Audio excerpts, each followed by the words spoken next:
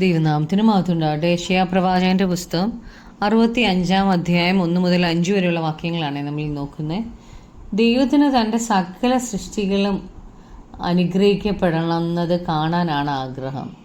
എന്നാൽ ദൈവത്തെ അനുസരിക്കാൻ വിളിക്കപ്പെട്ടവർക്കും അല്ലാത്തവർക്കും ദൈവത്തെ കണ്ടെത്താൻ കഴിയും. ജാതികൾക്കും ഇസ്രായേൽ മക്കൾക്കും കർത്താവിനെ കണ്ടെത്താനായിട്ട് കഴിയും. ഇസ്രായേൽ മക്കൾക്ക് ദൈവം മോശയിലൂടെയും പ്രവാചകന്മാരിലൂടെയും ദൈവം തൻ്റെ നിയമങ്ങളും കൽപ്പനകളും വെളിപ്പാടുകളും തന്നെക്കുറിച്ചുള്ള വെളിപ്പാടുകളും കൊടുത്തു. എന്നാൽ അവർ ദൈവത്തെ അനുസരിക്കാതെ അന്യ ദൈവങ്ങളുടെ പുറകെ പോയി. എന്നാൽ ജാതികൾ ദൈവിക വെളിപ്പാട് അന്വേഷിച്ചു. 1-ാം വാക്യത്തിൽ നമ്മൾ കാണുന്നത്, എന്നെ ആഗ്രഹിക്കാത്തവർ എന്നെ അന്വേഷിപ്പാനിടയായി, എന്നെ അന്വേഷിക്കാത്തവർക്ക് എന്നെ കണ്ടെത്തുവാൻ സംഗതി വന്നു. എൻ്റെ നാമം വിളിച്ചപേക്ഷിക്കാത്ത ജാതിയോട് ഇതാ ഞാൻ എന്ന് ഞാൻ പറഞ്ഞു. ഇസ്രായേലിൻ്റെ ദൈവത്തെ അറിയാത്തവർ ഇസ്രായേലിൻ്റെ ദൈവത്തെ കണ്ടെത്തി. സത്യദൈവത്തെ അവർക്ക് മനസ്സിലായി. അവർ ഇങ്ങനെ അന്വേഷിക്കുകയും ആഗ്രഹിക്കുകയും ചെയ്തതുകൊണ്ട് ദൈവം തന്നെത്താൻ അവർക്ക് വെളിപ്പെടുത്തി കൊടുത്തു. സൃഷ്ടിതാവായ ദൈവത്തെ അന്വേഷിക്കുന്നവർക്ക് ദൈവം തന്നെ വെളിപ്പെടുത്തി കൊടുക്കും. ജാതികൾക്ക് സൃഷ്ടിതാവായ ദൈവത്തെ അറിയത്തില്ലായിരുന്നു. എന്നാൽ അവർ അന്വേഷിച്ചു. ഈ ദൈവത്തെ അവർ കണ്ടെത്തി. സൃഷ്ടിയുടെ ഓർഡറൊക്കെ കണ്ടപ്പോൾ അവർക്ക് മനസ്സിലായി ഇവയുടെ പിന്നിൽ ഒരു സൃഷ്ടിതാവുണ്ട് എന്ന്. അതുകൊണ്ട് അവർ അന്വേഷിച്ചു. അപ്പോൾ ദൈവം അവർക്ക് വെളിപ്പെടുത്തി കൊടുത്തു. 2-ാം വാക്യത്തിൽ, സ്വന്തം വിചാരങ്ങളെ അനുസരിച്ച് ആകാത്ത വഴിയിൽ നടക്കുന്ന മത്സരമുള്ള ജനത്തിങ്കിലേക്ക് ഞാൻ ഇടവിടാതെ കൈ നീട്ടുന്നു. ഇവിടെ പറഞ്ഞിരിക്കുന്നത് ഇസ്രായേൽ ജനത്തെക്കുറിച്ചാണ്. വചനവും പ്രവാചകന്മാരെയും എല്ലാം കൊടുത്ത ഇസ്രായേൽ ജനത്തെ കുറിച്ചാണ് ഇവിടെ പറഞ്ഞിരിക്കുന്നത്. അവർക്ക് ദൈവിക കൽപ്പനകളെല്ലാം കൊടുത്തിട്ടും അവർ ദൈവം കൊടുത്ത കൽപ്പനകൾ ഒന്നും അനുസരിക്കാതെ ദൈവത്തോട് മത്സരിച്ചു. അവർക്ക് ദൈവിക ന്യായപ്രമാണങ്ങൾ അറിയാമെങ്കിലും അവയ്ക്കായിട്ട് അവർ ആഗ്രഹിച്ചില്ല. ദൈവത്തിൻ്റെ പ്രമാണങ്ങൾ അവർക്ക് പഠിക്കാൻ താല്പര്യമില്ലായിരുന്നു.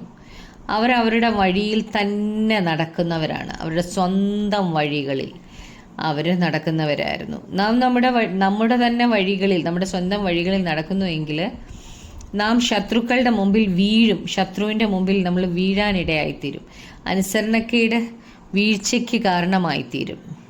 3-ാമത്തെ വാക്യത്തിൽ, അവർ എൻ്റെ മുഖത്ത് നോക്കി എല്ലായ്പ്പോഴും എന്നെ കോപിപ്പിക്കുന്ന ഒരു ജനമായി തോട്ടങ്ങളിൽ ബലി കഴിക്കുകയും ഇഷ്ടികമേൽ ധൂപം കാണിക്കുകയും. അപ്പം വീണ്ടും ഇസ്രായേൽ ജനത്തെക്കുറിച്ചാണ് ഇവിടെ ദൈവം പറയുന്നത്. ഇസ്രായേൽ ജനം ദൈവത്തെ കോപിപ്പിക്കുന്നവരാണ്.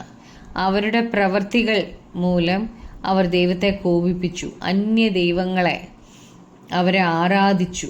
ദൈവം പറഞ്ഞിരിക്കുന്ന അതനുസരിച്ച് അവർ ദൈവത്തിന് യാഗം കഴിക്കുന്നതിന് പകരം ഇഷ്ടികകളിൽ അവർ ധൂപം കാണിച്ചു. 4-ാമത്തെ വാക്യത്തിൽ, കല്ലറകളിൽ കുത്തിയിരിക്കുകയും ഗുഹകളിൽ രാവാർക്കുകയും പന്നിയിറച്ചി തിന്നുകയും പാത്രങ്ങളിൽ അറപ്പായ ചാറ് നിറയ്ക്കുകയും മാറി നിൽക്ക, ഇങ്ങോട്ടടുക്കരുത് എന്ന് പറയവർ. അവരവരുടെ സ്വന്തം വഴികളിൽ നടക്കുകയാണ്. ദൈവം അരുത് എന്ന് പറഞ്ഞവയാണ് അവർ തിന്നുന്നത്.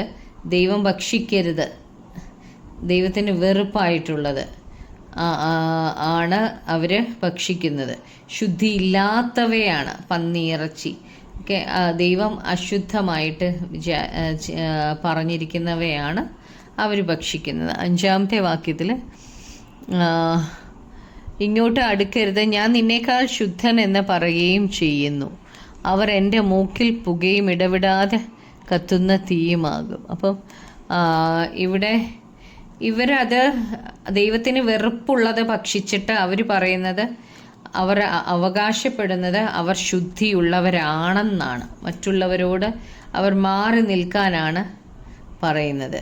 ദൈവത്തിന് ഇങ്ങനെയുള്ളവരോട് കോപമാണ്. സ്വയമായി മറ്റുള്ളവരെക്കാട്ടിലും നല്ലവരെന്ന് അവകാശപ്പെടുന്നവരെ ദൈവം വെറുക്കുന്നു. നമുക്ക് പ്രാർത്ഥിക്കാം. കർത്താവായ യേശുവേ, അപ്പോൾ ഞങ്ങൾക്ക് യാതൊരു യോഗ്യതയും ഇല്ലെങ്കിലും കർത്താവെ, അങ്ങയുടെ കൃപയൊന്ന് മാത്രമാണല്ലോ കർത്താവെ. ജാതികളായി ഞങ്ങൾക്ക് കർത്താവിനെ കണ്ടെത്തുവാൻ കഴിഞ്ഞത് കർത്താവെ അങ്ങയുടെ വലിയ കൃപയാണല്ലോ അപ്പാ. അങ്ങ് ഞങ്ങളെ കണ്ടെത്തിയല്ലോ, അങ്ങ് ഞങ്ങളെ തേടി വന്നല്ലോ. അങ്ങയുടെ സ്നേഹത്തിനായി നന്ദി പറയുന്നു കർത്താവെ. യേശുവെ, കുഴഞ്ഞ ചേറ്റിൽ കിടന്നിരുന്ന അടിയങ്ങളോട് അങ്ങ് കാണിച്ച എത്ര മഹാകരുണയ്ക്കായി നന്ദി പറയുന്നു യേശുവെ. അവസാന ശ്വാസം വരെയും ദൈവിക കൽപ്പനകളിൽ അനുസരിച്ച്, കൽപ്പനകളെ സ്നേഹിച്ച് കർത്താവെ അങ്ങയുടെ വഴികളിൽ നടക്കുവാൻ കർത്താവെ ഞങ്ങൾക്ക് കൃപ തരണമേ. യേശു ക്രിസ്തുവിൻ്റെ നാമത്തിൽ തന്നെ ആമേൻ.